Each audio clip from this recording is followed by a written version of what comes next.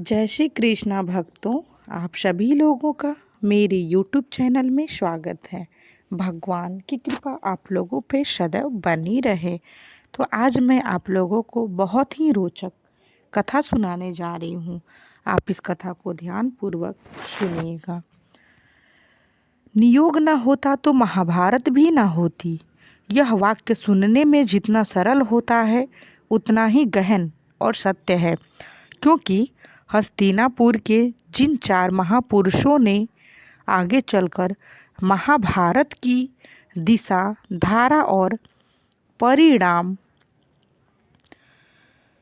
तय किए, इनमें से एक भी यदि संसार में न होता तो न पांडव होते, न कौरव, न कुरुक्षेत्र, न गीता, न धर्म युद्ध, न वह इतिहास जिस पर आर्यवर्त की आत्मा खड़ी है। और यह सभी चारों उस प्राचीन वैदिक प्रक्रिया से जन्मे जिसे नियोग कहा गया है, जहाँ परिस्थितियाँ वंश को बचाने के लिए किसी योग महर्षि को संतान के लिए आमंत्रित करती थी। इसीलिए महाभारत की कथा को समझने वाला यह जानता है कि नियोग केवल एक सामाजिक नियम ही नहीं बल्कि वह दिव्य मार्ग था, जिसके बिना धर्म का यह महाग्रंथ अस्तित्व में ही नहीं होता। और इसीलिए हमारी कथा का आरंभ वहीं से होता है जहाँ नियोग की प्रथम धारा बहती है, वेदव्यास के जन्म से, क्योंकि वे न होते तो वह महाभारत भी न होती, जिसे पढ़कर युग युगांतर के मानव धर्म का मार्ग पाते हैं। वेदव्यास का जन्म भी वैसे ही था जैसे देवताओं के लिए चुनौती हुई आत्मा का होना। उनका जन्म किसी राजमहल, किसी महर्षि के आश्रम या किसी देव स्थल में नहीं हुआ, बल्कि एक साधारण नाविक कन्या सत्यवती की गोद में। किंतु वह क्षण साधारण नहीं था। उसकी हर सांस में भविष्य के ब्रह्मांड की आवाज़ छिपी थी। सत्यवती उस समय मत्स्य गंध नाम से जानी जाती थी, क्योंकि उसके शरीर में मछली की गंध आती थी, जिसे ईश्वर ने इसलिए रखा था कि दुनिया उसकी महानता को उसके समय से पहले पहचान ले। वह रोज गंगा पर नाव चलाती, साधारण जीवन जीती और उन ऋषियों को पार कराती जो तपस्या के लिए पर्वतों को आश्रमों की ओर जाते थे। पर उसे नहीं पता था कि एक दिन उसकी नाव में बैठने वाला एक महर्षि उसकी नन्ही बल्कि दुनिया की नियति लिख देगा। दोस्तों, सबसे पहले हम ये जान लेते हैं कि आखिर नियोग क्या है और इसकी आवश्यकता क्यों पड़ी। नियोग प्राचीन वैदिक समाज का वह धार्मिक और सामाजिक विद्यमान है जिसके अंतर्गत किसी स्त्री का पति यदि मृत्यु, रोग, दुर्बलता और असमर्थ के कारण संतान उत्पन्न करने में सक्षम ना हो तो स्त्री को परिवार की अनुमति या पति की आज्ञा से किसी योग्य, तपस्वी, चरित्रवान और स्वस्थवान पुरुष से केवल संतान उत्पत्ति के उद्देश्य से ही संबंध स्थापित करने की अनुमति दी जाती थी। यह संबंध न प्रेम से जुड़ा होता था, न विवाह से और न ही किसी दाम्पत्य जीवन से, बल्कि मात्र वंश की रक्षा और कुल परंपरा को आगे बढ़ाने का धार्मिक कर्तव्य माना जाता था। नियोग में चुना गया पुरुष केवल एक बार या सीमित अवसर पर यह कर्तव्य निभाता था और उससे उत्पन्न संतान को स्त्री के वास्तविक पति का ही उत्तराधिकार माना जाता था। महाभारत काल में सबसे पहले नियोग से जन्म लेने वाले थे महर्षि वेदव्यास। आइए जानते हैं उनके जन्म की सच्चाई।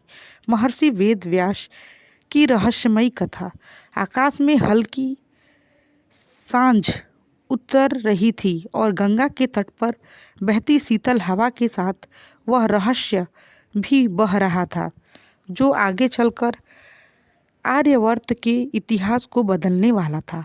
उस समय हस्तिनापुर अभी उतना विशाल साम्राज्य नहीं था जैसा महाभारत के युद्ध के समय दिखाई देता है, परंतु उसकी नींव गहरी, मजबूत और सतत बदलते समय के प्रति संवेदनशील थी तथा उसका भाग्य एक ऐसी स्त्री के हाथों में लिख जाने वाला था जिसे स्वयं पता न था कि उसका भविष्य समस्त आर्यावर्त के संतुलन को नियंत्रित करेगा। वह स्त्री और कोई नहीं बल्कि मछुआरे की गोद में पली योना यानी सत्यवती थी, जिसे लोग उसके अनोखे शरीर गंध के कारण पहचानते थे। दुनिया टूट पड़ती थी तो वह उसी गंध के कारण दूरी बनाती थी। वर्षों पहले जब वह किशोरी थी तब तक उसे नहीं मालूम था कि वह एक दिन साम्राज्य बनाएगी और उससे भी आगे जाकर ऐसी माँ बनेगी जिसकी संतान देवताओं के आदेश जैसी दिव्यता लेकर जन्मेगी। पर उस समय वह केवल नदी की नाव चलाने वाली एक साधारण सी लड़की थी, जो रोज जैसे तपती धूप, वर्षा और कड़ी यात्राओं से गुजरते हुए अपने पिता की सेवा करती थी तथा हर दिन उस नदी के तट पर जीवन के संघर्षों का सामना करते हुए यह सीख रही थी कि दुनिया की बड़ी घटनाएं अक्सर साधारण जीवन की छोटी नावों से ही शुरू होती है। उन दिनों नदी पर आते जाते ऋषि मुनियों की आहट उसके मन में हमेशा एक दिव्य कंपन जगाती थी, लेकिन वह जानती नहीं थी कि उसकी जिंदगी में एक ऋषि ऐसा भी आएगा जो उसके जीवन का मार्ग ही नहीं, पूरी दुनिया का भविष्य बदल देगा। एक दिन गंगा के तट पर धूप फैलती हुई नदी के शांत जल को सोने की तरह चमका रही थी और उसी समय महर्षि पराशर वहां पहुंचे और वे अपने तप से चमकते, तेजस्वी और गहन गंभीरता से भरे हुए थे। उनका आगमन सामान्य नहीं था। उनके कदमों में वह दिव्यता थी जो सत्यवती के भाग्य को सामने खड़ा करने वाली थी। पराशर ने सत्यवती से नदी पार करवाने को कहा और वे दोनों छोटी नाव में बैठकर नदी की धारा को चीरते आगे बढ़े। अचानक नदी के मध्य पहुंचते ही तेज हवा चली, नाव हिलने लगी और उसी क्षण पराशर ने सत्यवती की ओर एक दिव्य दृष्टि से देखा। वह दृष्टि साधारण मनुष्य की न थी, उससे समय की पूरी गहराई, भविष्य की संपूर्ण कथा और नियति का संपूर्ण खेल छिपा था। सत्यवती उस दृष्टि से चौंक उठी, उसका मन धड़क उठा और इसी पल पराशर बोले, तुम्हारा भविष्य साधारण नहीं है। तुम जिस वंश में जन्मी हो वह केवल प्रारंभ है।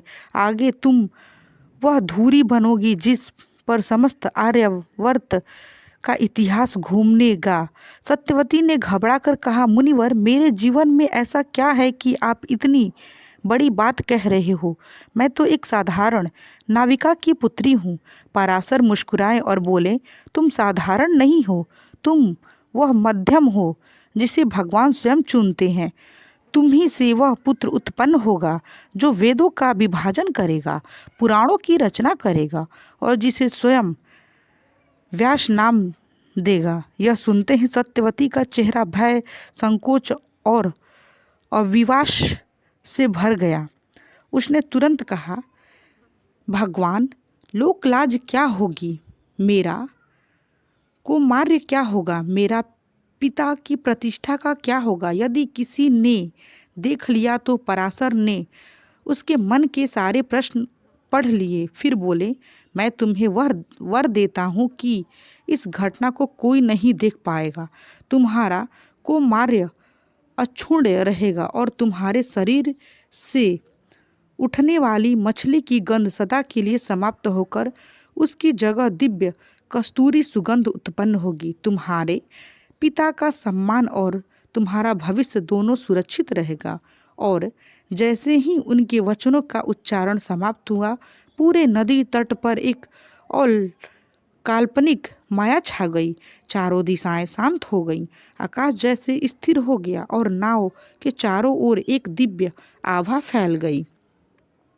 उसी दिव्य वातावरण में सत्यवती और पराशर के संयोग से एक तेजस्वी अद्भुत असाधारण दिव्य पुत्र का जन्म हुआ, जिसने जन्म लेते ही अपना रूप परिवर्तित किया और महर्षि जैसा रूप धारण कर लिया। उसकी आंखों में ऐसा तेज था जैसे ब्रह्मांड स्वयं उनमें समाया हो। वह बालक जन्म लेते ही बोला, माता पिता, मैं आपका पुत्र कृष्ण दैत्यायन हूँ। मेरा जन्म दिव्य है, मेरा कार्य महान है। मैं संसार के कल्याण के लिए तप करने जा रहा हूँ। इसके बाद उसने पराशर और सत्यवती को प्रणाम किया और जंगलों की ओर प्रस्थान कर गया। सत्यवती उस समय नहीं समझ सकी कि उसका यह दिव्य पुत्र आगे चलकर कौन होगा। पराशर ने जाते जाते उससे कहा, बस याद रखना, आज जो हुआ वह संसार की भलाई के लिए था। समय आने पर तुम्हारा यह पुत्र संसार का मार्गदर्शन करेगा। सत्यवती ने सिर झुका दिया, पर उसे नहीं मालूम था कि यही दिव्य पुत्र आगे चलकर वेद व्यास कहलाएगा, वेदों का विभाजन करेगा, पुराणों की रचना करेगा और महाभारत जैसे महान ग्रंथों की रचना करते हुए समस्त आर्यवर्त की दिशा तय करेगा। यही कारण है कि महाभारत में सत्यवती ने विचित्रवीर्य की मृत्यु के बाद वंश को समाप्त होने से बचने के लिए महर्षि वेदव्यास को अंबिका, अम्बबालिका और दासी के साथ नियोग द्वारा संतान उत्पन्न करने के लिए बुलाया था, जिससे धृतराष्ट्र, पांडु और विदुर का जन्म हुआ। इस प्रकार नियोग एक कठोर नियमों के अंतर्गत किए जाने वाला शुद्ध धार्मिक विधान है, जिसका उद्देश्य केवल कुल की निरंतरता बनाए रखना। यही तीनों हस्तिनापुर का भविष्य बनेगा, क्योंकि जब विचित्रवीर्य की मृत्यु हुई और वंश समाप्ति के कारण पर आ गया, तभी सत्यवती ने समझा कि महर्षि पराशर के शब्दों का वास्तविक अर्थ क्या था। उसी वेदव्यास को बुलाया गया और नियोग द्वारा धृष्ट, पांडु और विदुर जन्मे। इसी प्रकार वह बीज पनपा जिससे आगे पांडु और कौरव जन्मे। इसीलिए यह कहना बिल्कुल सत्य है कि नियोग न होता तो वेदव्यास न होते, धृष्टि, पांडु, विदुर न होते तो महाभारत भी नहीं होता। महाभारत जैसा महान गाथा कभी जन्म ही नहीं लेती। अब कहानी यहाँ से आगे बढ़ती है। अगला जन्म होगा धृतराष्ट्र का, फिर पांडु का, फिर विदुर का, और फिर पूरी कथा यह दिखाएगी कि नियोग की एक प्रक्रिया ने कैसे संपूर्ण आर्यावर्त के इतिहास की दिशा बदल दी। सत्यवती जब राजा शंतनु की रानी बनकर हस्तिनापुर आई, तब भीष्म ने अपनी भयंकर प्रतिज्ञा, आजन्म ब्रह्मचर्य और सिंहासन त्याग के कारण हस्तिनापुर के भविष्य को सत्यवती के गर्भ से आने वाले पुत्रों पर सौंप दिया था। और कुछ समय के बाद हस्तिनापुर के राजमहल में पहली बार सत्यवती की गोद में एक तेजस्वी बालक ने जन्म लिया, जिसका नाम रखा गया था चित्रगंध। उसका जन्म उतना ही उज्जवल था जितना उसका सूर्योदय, और जब वह कोई वर्षों हो गया तभी सत्यवती ने दूसरा पुत्र जन्म दिया। सत्यवती के दूसरे पुत्र का नाम पड़ा विचित्रवीर्य। विचित्रवीर्य का जन्म एक ऐसी छाया में हुआ जहाँ सत्ता का भार, भीष्म की प्रतिज्ञा और कुरु वंश की पूरी आशाएं उसके छोटे से जीवन पर टिकी हुई थी, क्योंकि भीष्म ने जीवन भर विवाह न करने की प्रतिज्ञा ली थी। इसीलिए सत्यवती जानती थी कि उसका दूसरा पुत्र ही भविष्य का राजा बनेगा और उसी के कुरु वंश आगे बढ़ेंगे। विचित्रवीर्य के जन्म के समय पूरा हस्तिनापुर उत्सव में डूबा हुआ था। महल के बाहर शंख बज रहे थे, ऋषि मुनि वेदों का अनुष्ठान कर रहे थे और महाराज शंतनु गर्व से अपने नवजात पुत्र को देखते हुए बोले, यही आगे चलकर कुरु साम्राज्य का रक्षक बनेगा। परंतु नियति का खेल किसी को स्पष्ट नहीं था और जब विचित्रवीर्य बढ़ने लगा तभी एक दिन अशुभ बादल हस्तिनापुर के आकाश पर छा गया, क्योंकि उसके बड़े भाई चित्रगुप्त ने गंधर्वराज से युद्ध करते हुए अल्पायु में ही देह त्याग दी। उस क्षण सत्यवती का हृदय टूट गया। भीष्म स्तंभ रह गए और पूरा राज्य शोक सागर में डूब गया। और उसी क्षण सबकी निगाहें उस एक युवा बालक पर टिक गई। विचित्र वीर जो अभी बालक था पर भविष्य का राजा भी। भीष्म ने पिता और गुरु दोनों का कर्तव्य निभाते हुए विचित्रवीर्य को शास्त्र, राजनीति और धर्म और युद्ध काल का अद्भुत ज्ञान दिया। वे उसे प्रातः ब्रह्म मुहूर्त में उठाते, खुद धनुष पकड़ाकर अभ्यास करवाते और संध्या वंदना के समय राज्य संचालन के नियम सिखाते। धीरे धीरे विचित्रवीर्य एक सुंदर, बलवान और वीर युवक बन गया। उसके चेहरे पर तेज और व्यवहार में सभ्यता थी। वह प्रजनों का प्रिय था और राज्य उसे भावी राजा के रूप में देख रहा था।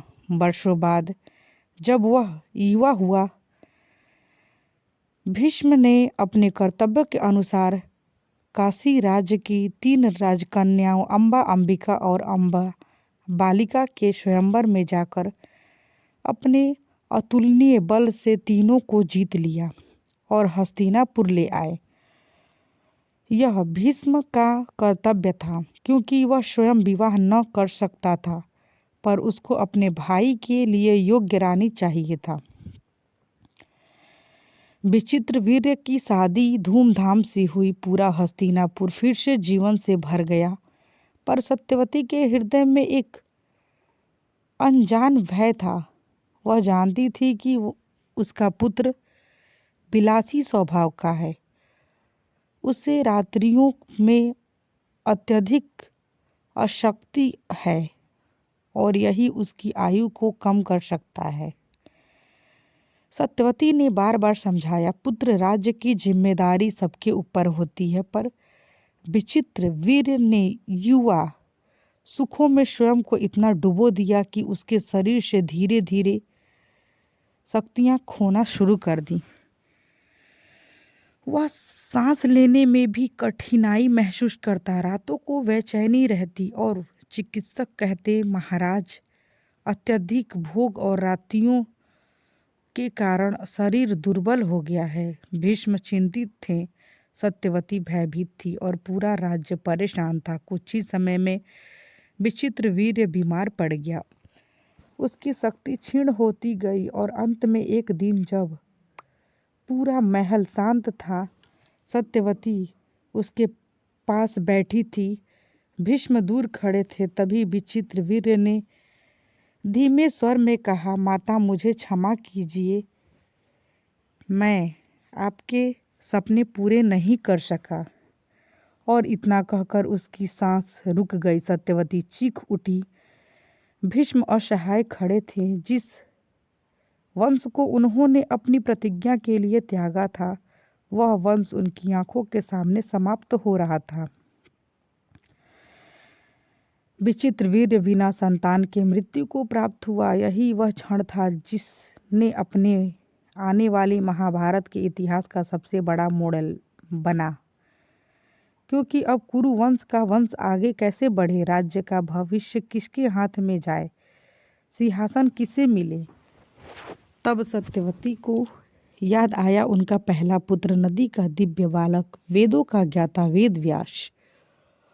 और यहीं से शुरू हुई रहस्यमयी परंपरा नियोग, जिसने आगे चलकर धृतराष्ट्र और पांडु और विदुर जैसे 3 अलग अलग स्वभावों और नियति वाले पुत्रों को जन्म दिया।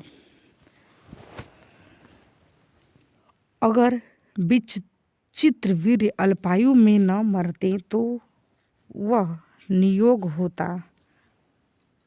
ना यह 3 संतानों का जन्म और ना ही महाभारत का इतिहास बनता। इसीलिए विचित्र वीर्य की अल्पायु मृत्यु महाभारत का सबसे मौन पर सबसे शक्तिशाली मोड़ थी, जो बाहर से दुख था पर भीतर से इतिहास की सबसे बड़ी तैयारी। विचित्र वीर्य की अकाल मृत्यु के बाद हस्तिनापुर महल में ऐसी सन्नाटा पसरा था कि मानो समय ही थम गया हो। सत्यवती शोक में डूबी थी और भीष्म की प्रतिज्ञा अब अभिशाप बनकर राज्य पर लटक रही थी, क्योंकि बिना उत्तराधिकारी के पूरा कुरु साम्राज्य संकट में था। वेदव्यास को याद करते हुए सत्यवती के हृदय में एक तीव्र आवाहन उठा, अब केवल वही है जो मेरे वंश को बचा सकता है। और उन्होंने तुरंत नदी के तट पर बैठकर ध्यान लगाया। उनका मन कांप रहा था और पर विश्वास अटूट था। तभी आकाश में घनी काली बादल की परत फटी और एक दिव्य कांति में युक्त जटाधारी तपोबल से तेजस्वी महर्षि वेदव्यास उनके सामने प्रकट हुए। सत्यवती ने आंखें खोलते ही कांपते स्वर में कहा, पुत्र, कुरु वंश का दीप बुझने को है। विचित्र वीर्य चला गया, राज्य उत्तराधिकार विहीन है, भीष्म की प्रतिज्ञा अटल है। इसीलिए अब नियोगी हो एकमात्र उपाय है। वेदव्यास को ने शांत स्वर में कहा, माता, मैं आपके वंश की रक्षा अवश्य करूंगा, परंतु यह कर्तव्य क्षणिक सुख नहीं है, धर्म की दृष्टि से करने योग्य तप है। इसमें जो जन्म लेगा वह पूरे आर्यवर्त का भाग्य लिखेगा। यह सुनते ही सत्यवती ने अपने दोनों पुत्र वधुओं अंबिका और अंबालिका को बुलाया। अंबिका भयभीत थी, अंबालिका कांप रही थी, क्योंकि वेदव्यास का तप तेज साधारण मनुष्य सह नहीं सकता था। पहले दिन सत्यवती ने अंबिका को नियोग हेतु भेजा। रात के समय जब वेदव्यास कक्ष में प्रवेश किया, उनका शरीर तपस्या से कठोर, जटाएं उलझी हुई, नेत्रों में अग्नि की ज्वाला और तेज इतना प्रचंड था कि अंबिका घबरा गई और भय से अपनी आंखें कसकर बंद कर ली। वेदव्यास ने जैसे ही उनके गर्भ में संतान का विधान किया, संपूर्ण कक्ष में अग्नि की लौ सी चमक उठी और अंबिका ने पूरे समय अपनी आंखें नहीं खोली। और नियोग की यह प्रक्रिया पूर्ण होने के बाद वेदव्यास बाहर आए और सत्यवती से बोले, माता, आपकी बहू ने भयवश अपनी आंखें बंद कर रखी है, अतः उससे जो भी पुत्र जन्म लेगा वह अंधा होगा, परंतु बलवान, भीमकाय, युद्ध कुशल और महाराजा होगा। शक्ति उसके भीतर प्रबल होगी। सत्यवती यह सुनकर स्तंभ हो गई, क्योंकि राज्य का उत्तराधिकारी अंधा हो यह हस्तिनापुर के लिए एक बड़ा संकट था। पर अब नियति चल चुकी थी, समय का रथ थम नहीं सकता था।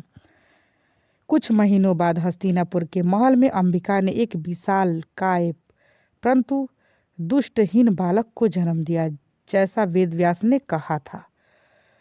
उसका शरीर बलवान, स्वर गंभीर और स्पर्श अग्नि के समान था। शिशु के रोते ही पूरा राजमहल गूंज उठता और सत्यवती ने उसे उठाते हुए कहा, तुम धृष्टराज हो, वह राजा जो जन्म से अंधा होकर भी साम्राज्य के भार को संभालने की नियति द्वारा भेजा गया हो। धृतराष्ट्र का अंधत्व उसका दोष नहीं था, यह उस भय का परिणाम था जो अंबिका के मन में वेदव्यास के तप तेज को देखकर उत्पन्न हुआ था। और यही अंधत्व भविष्य में महाभारत की सबसे बड़ी ज्वाला का कारण भी बन गया। धृतराष्ट्र बचपन से ही असाधारण बलवान था। उसकी पकड़ सिंह के समान थी। उसकी आवाज़ तूफान जैसी गूंजती थी। पर एक कमी के कारण वह सिंहासन का अधिकारी नहीं माना जा सकता था। अंधा राजा युद्ध काल में निर्णय नहीं कर सकता, शत्रु की चाल नहीं देख सकता और प्रजा को सुरक्षित नहीं रख सकता। भीष्म के निर्णय और राज्य की परंपरा के अनुसार अंधा पुरुष राजा नहीं बन सकता। इसीलिए धृतराष्ट्र की नियति में जन्म लेते ही संघर्ष लिख दिया गया था। वह जितना बड़ा होता गया उतना ही भीतर से जलता गया। वह सब कुछ होते हुए भी राजा नहीं बन सकता। इस जलन का बीज धीरे धीरे उसके भीतर जमा होने लगा और यही बीज आगे चलकर कौरवों के अहंकार, दुर्योधन के क्रूरता और महाभारत के युद्ध की जड़ बना। धृतराष्ट्र की जड़ बना। धृतराष्ट्र का जन्म किसी साधारण कथा का आरंभ नहीं था। वह एक ऐसी कड़ी थी जिसने नियोग की प्रक्रिया को आगे बढ़ाया, पांडु के जन्म को अनिवार्य बनाया और विदुर जैसा धर्मराज के प्रकट का मार्ग तैयार किया। अगर अंबिका भयभीत न होती, अगर उनकी आंखें खुली होती, तो धृतराष्ट्र सामान्य तेजस्वी राजा होता और संभवतः इतिहास कभी युद्ध तक न पहुंचता। पर महाभारत नियति का ग्रंथ है और धृतराष्ट्र का जन्म उस नियति का पहला स्तंभ। उसी नियति के अनुसार अंबिका के गर्भ से ही वंश का संचार करना आवश्यक है ताकि हस्तिनापुर का भविष्य सुरक्षित रहे और वंश की ज्योति जलती रहे। वेदव्यास ने शांत और गंभीर स्वर में उत्तर दिया, माता, आपके वंश की रक्षा के लिए नियति ने मुझे भेजा है। मैं उचित समय पर संतान का विधान कर दूंगा। रात के समय जब वेदव्यास ने अम्बालिका के पास नियोग हेतु प्रवेश किया तो अम्बालिका भयभीत से उसका हृदय कांप रहा था, पर उसने अपने मन को संयमित किया क्योंकि वह जानती थी कि यह केवल साधारण जन्म नहीं बल्कि संपूर्ण वंश की निरंतरता के लिए अनिवार्य कर्म है।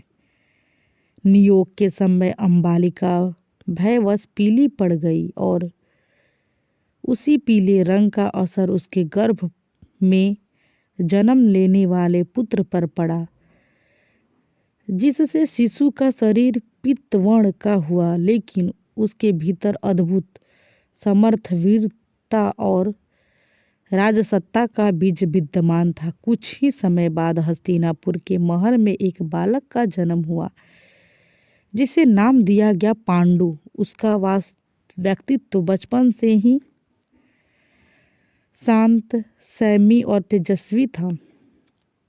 उसके हाथ मजबूत, चाल धीमी पर गंभीर और स्वर गंभीर था। सत्यवती ने उसे गोद में उठाकर कहा, तुम पांडु हो, यह वंश का भविष्य है।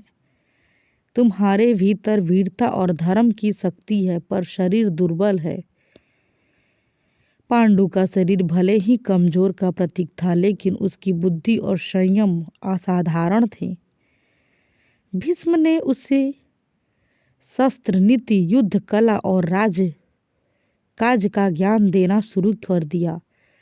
वेदव्यास ने उसे वेद और पुराण का अध्ययन कराया और सत्यवती ने उसे राजसत्ता के महत्व और संयम की शिक्षा दी। पांडु का व्यक्तित्व संतुलित था।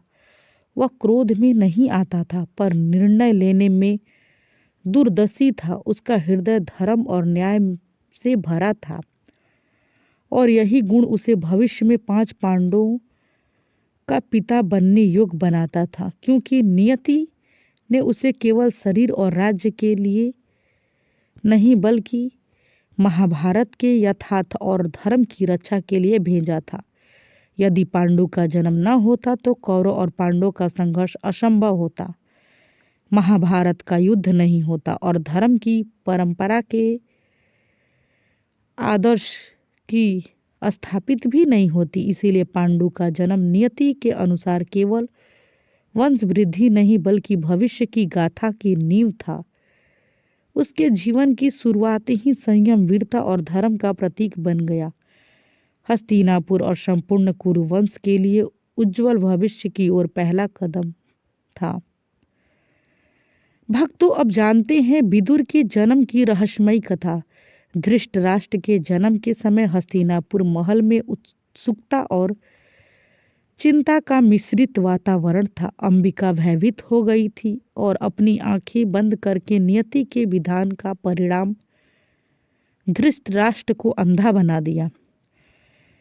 सत्यवती ने जब देखा कि राज्य का उत्तराधिकारी अंधा पैदा हुआ है तो उन्होंने वेदव्यास से कहा, अब क्या किया जाए। वेदव्यास ने उत्तर दिया, माता, यदि अंबिका को दोबारा नियोग के लिए भेजा गया जाए तो परिणाम सुरक्षित रहेगा। सत्यवती ने अंबिका को भेजने की इच्छा जताई, पर अंबिका भयभीत हो गई और स्वयं नहीं गई। उसने अपनी जगह दासी सुशला को भेज दिया। दासी भयभीत थी पर वेदव्यास के आदेश का पालन किया। नियोग की प्रक्रिया पूरी हुई और दासी के गर्भ में जन्म लिया विदुर। वह सामान्य रंग का शरीर था पर उसका व्यक्तित्व धर्म, विवेक और नीति का प्रतीक बनकर उभरा। इस तरह नियति के अनुसार एक ही समय में 3 पुत्र धृतराष्ट्र, पांडु और विदुर हस्तिनापुर में जन्मे। धृतराष्ट्र अंधा हुआ, पांडु दुर्बल पर वीर था और विदुर बुद्धि, नीति और धर्म का प्रतीक था। इस नियोग से हस्तिनापुर के वंश और भविष्य की नींव रखी गई। यदि दासी सुशला न होती तो अंबिका स्वयं नहीं डरती तो विदुर का जन्म न होता और महाभारत की गाथा अधूरी रह जाती। इस नियति और वेदव्यास के प्रयास ने 5 पांडवों और कौरवों का इतिहास संभव हुआ और हस्तिनापुर में धर्म, नीति, न्याय और वीरता के आदर्श स्थापित हुए। यह नियोग ही इतिहास का सबसे बड़ा निर्णय मोड़ बना, जिसे महाभारत के पूरे कथानक को जन्म दिया। भक्तों, महाभारत का इस रहस्य से ने हमें फिर यह सिखाया कि राजवंश का प्रत्येक जन्म केवल रक्त से नहीं बल्कि नियोग जैसी दिव्य व्यवस्था से भी पुण्य होता है।